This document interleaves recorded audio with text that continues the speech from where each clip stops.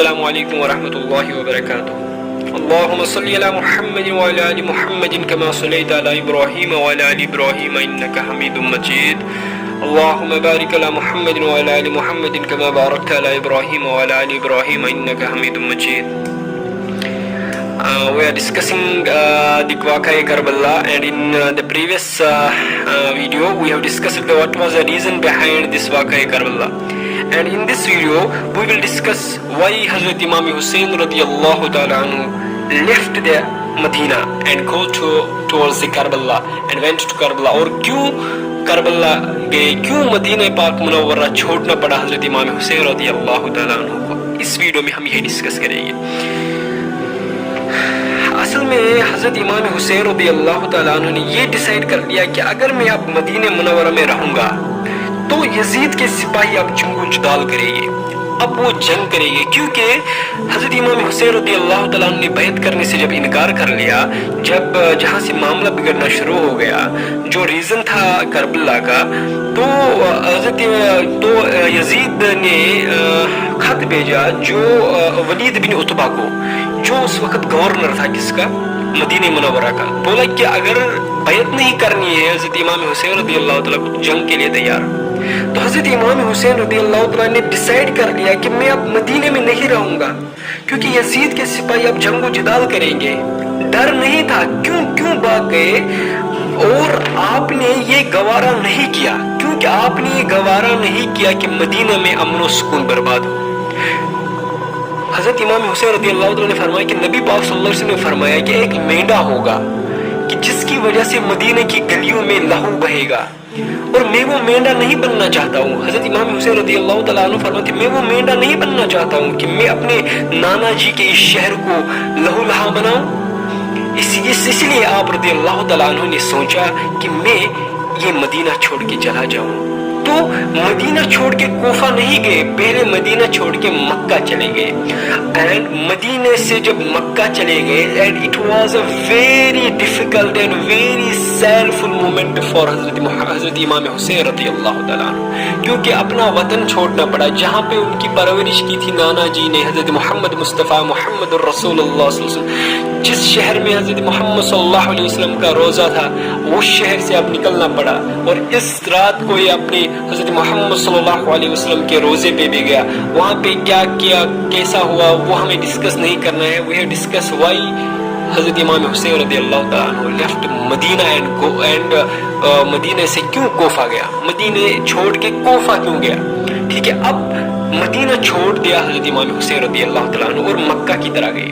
ٹھیک, لیکن جب مکہ پہنچے وہاں کوفے سے مسلسل درخواست آنے لگے, مسلسل درخواست آ رہے ہیں, مسلسل خطے آ رہے ہیں کہ حضور آپ آئیے, حضرت امام حسین رضی اللہ تعالیٰ کو بلا رہے ہیں, اے حضور آپ آئیے, ہمیں آپ سے بیعت کرنی ہے, ہم آپ سے بیعت کرنا چاہتے ہیں, آپ آئیے, ہمیں اس یزید کے ظلم و ستم سے بچائیے. خط میں دیکھو, خطوط دیکھو کتنی آئے, خطوط ایک نہیں آیا تھا, دو نہیں آئے تھے. بول رہے ہیں کہ دو تین بوریوں میں اتنے خطوط آئے, ایک دو تین بوریاں بھر کے اتنے خطوط آئے. اور خطوط میں کیا لکھا ہے کہ ہمیں آپ سے بیعت کرنی ہے, ہمیں یزید سے بچائیے, ہمیں اس کے ظلم و ستم سے بچائیے. تو آپ رضی اللہ تعالیٰ عنہ اسلام کے بڑے داعی تھے, وہ کیسے ڈینائی کرتا ان کے پرپوزلز کو. تو انہوں نے ان کے پرپوزلز کو ایکسپٹ کر لیا. تو آپ رضی اللہ تعالیٰ نے فرمایا اگر میں کوفہ نہ گیا تو قیامت کے دن اگر کوفے والے کھڑے ہو گئے بارگاہ الہی میں کھڑے ہو گئے, یا اللہ ہم امام رضی اللہ تعالیٰ عنہ کی بیعت کرنا چاہتے تھے, ہم اس بدکار یزید کی بیعت نہیں کرنا چاہتے تھے, لیکن امام ہمارے پاس نہیں آئے, تو میں اللہ کی بارگاہ میں کیا جواب دوں گا. یہ دین کے خاطر یہاں پہ قربانی سٹارٹ ہو گئی. تو انہوں نے یہ ڈیسائیڈ کر لیا کہ اب میں کوفہ جاؤں گا. اپنی جان کی پرواہ نہ کی اور بولا میں سفر کر لوں گا. بڑے صحابہ کرام آئے, آپ رضی اللہ تعالیٰ عنہ کو روکا, منع کیا, بولا یہ جو کوفے والے ہیں نا یہ آپ کو دھوکہ دیں گے. انہوں نے پہلے بھی بہت لوگوں کو دھوکہ دیا ہے, لیکن آپ رضی اللہ تعالیٰ عنہ نے بولا نہیں, میرے پاس تو اتنے سارے خطوط ہیں, میرے پاس اتنے سارے لیٹرز آئے ہیں, تو मेरे पास तो इतने सारे सबूत है, तो वो मुझे क्यों धोखा देगी? इतने सारे लेटर्स, एक लेटर नहीं, दो लेटर नहीं, बोरियों बाद लेटर्स है, वो धोखा क्यों करेंगे? मेरा ज़मीर मुझे इजाजत नहीं देता है कि मेरे मुसलमान मुझे पुकारे और मैं उनके पास न जाऊं और मैं दीन की बात न करने जाऊं। तो इमाम हुसैन रज़ी अल्लाह तआला ने डिसीजन ले लिया, ये डिसीजन ले लिया कि मैं अब ट्रैवल करूंगा, ट्रैवल इख्तियार कर लूंगा। कोई डर नहीं है मुझे, मैं डरता वरता नहीं हूं उनसे। अपने सहाबाए किराम से बोल रहे कि मैं उनसे फरमाती कि मैं उनसे डरता नहीं हूँ, मुझे कोई भी डर नहीं है। उनको क्या करना होगा, मेरा ज़मीर अब मुझे इजाज़त नहीं देगा यहाँ पे रहने के लिए, क्योंकि मुझे वो वहाँ से बुला रहे हैं। इसलिए किसी शायर ने क्या खूब कहा है कि जुबान पर शिकवे रंजो गम लाया नहीं करते, जुबान पर शिकवे रंजो गम लाया नहीं करते, नबी के नाम लेवा गम से घबराया नहीं करते।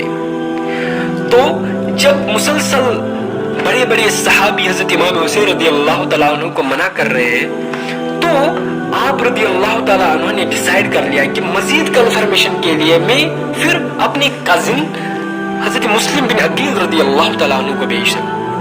हजरत मुस्लिम बिन अकील रज़ी अल्लाह तआला अन्हु जो थे वो हजरत अली रज़ी अल्लाह तआला अन्हु के भतीजे थे, तो that is the paternal cousin of हजरत इमाम हुसैन रज़ी अल्लाह तआला अन्हु। और हजरत इमाम हुसैन रज़ी अल्लाह तआला अन्हु ने कंफर्मेशन के लिए हजरत इमाम मुस्लिम बिन अकील रज़ी अल्लाह तआला अन्हु को वहां भेजा। जब वो वहां गए तो कूफे वालों ने हजारों की तादाद में आप रज़ी अल्लाह तआला के नाम पे हजरत इमाम मुस्लिम बिन अकील से बैत कर ली।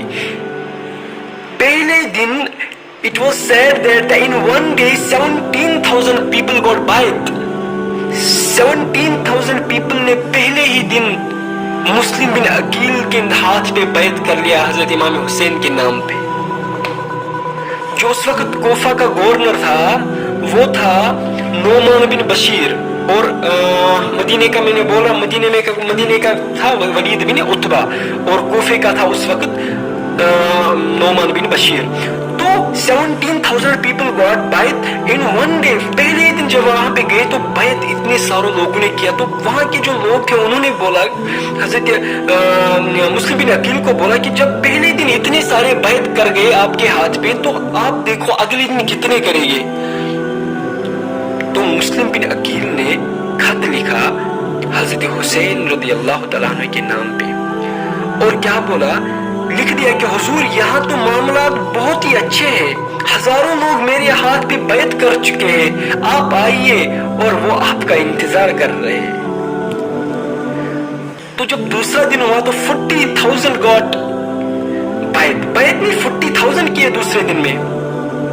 तो क्या हुआ, तो मुस्लिम बिन अकील के हाथ पे 40,000 लोगों ने बैत की दूसरे दिन पे। तो वहां से उन्होंने खत भेजा हजरत इमाम हुसैन रज़ी अल्लाह तआला अन्हु के, क्या आप आइए। तो मामला क्या हुआ, अब जो यजीद के कुछ लोग वहां थे उन्होंने यजीद को इन्फॉर्म कर दिया कि यहाँ का मामला ही बिगड़ गया। दूसरा ही दिन हुआ कि 40,000 लोगों ने बैत कर दी मुस्लिम बिन अकील के हाथ पे। जो यहाँ का गवर्नर है वो तो कुछ कर ही नहीं रहा, जो कि नोमान बिन बशीर जो उस वक्त गवर्नर था उन्होंने बोला उनको वो कुछ कर ही नहीं रहा, क्योंकि जो नोमान बिन बशीर था वो मुसलमानों से, वो अहले बैत से बहुत ही मोहब्बत करने वाला था, वो तो खुश था कि ये जो हो रहा था बैत इतने सारे लोगों ने की।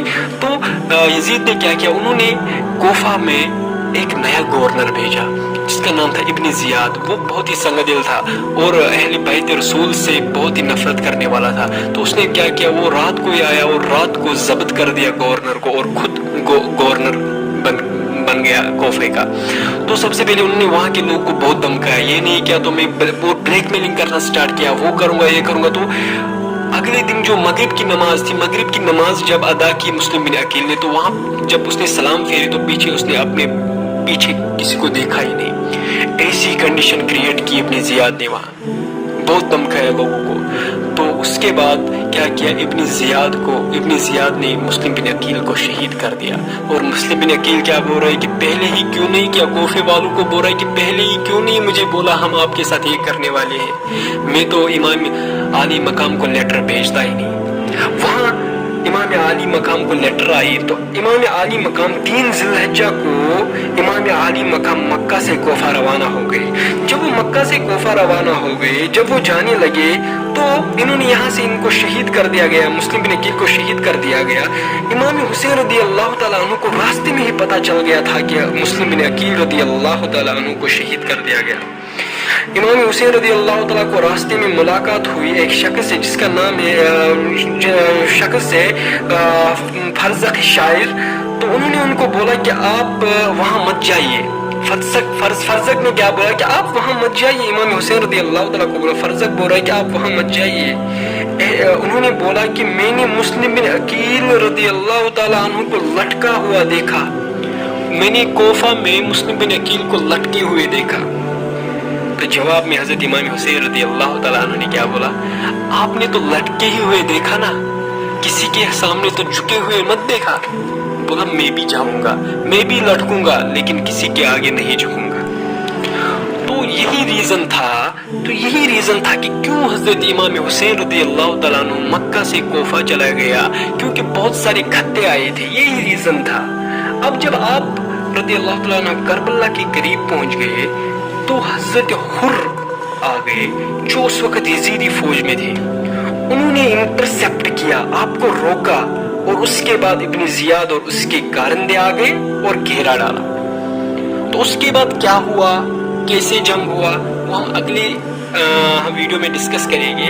یہاں تک ہم نے کیا دیکھا کہ کیوں حضرت امام حسین رضی اللہ تعالیٰ عنہ مکہ سے کوفہ چلے.